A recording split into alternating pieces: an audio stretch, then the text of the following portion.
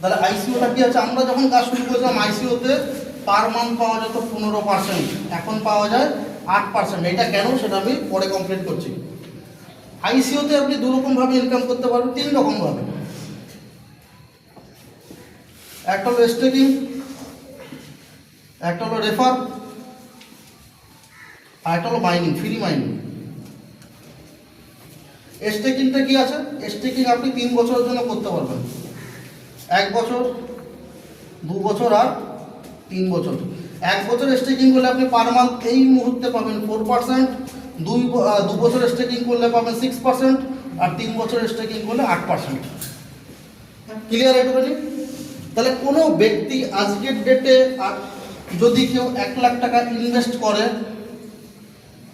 150 টাকা একটা কয়েনের ভ্যালুয়েশন চলছে এই মুহূর্তে, আর 8% পেলে কত পাবে?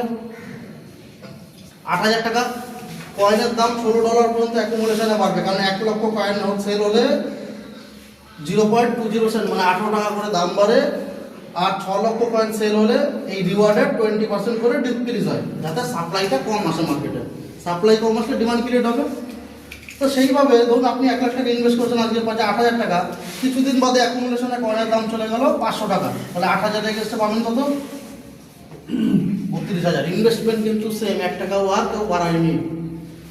কয়েনের দাম চলে গেল 1000 টাকা, আপনি 32,000 জায়গায় পাবেন কত? 64,000। কেউ 1 টাকা আর ইনভেস্টমেন্ট বাড়ায়নি। এবার আপনি চলে গেলেন 1500 টাকা যদি কয়েনের দাম যায়, আপনার অটোমেটিক সেই ইনভেস্টমেন্টে পাবেন কত? 96,000 টাকা পার মান্থ, 1 লাখ টাকার ইনভেস্টমেন্ট। কেউ 1 টাকা আর বাড়ায়নি। হ্যালো, এইটা হলো সেলফ স্টেকিং ইনকাম।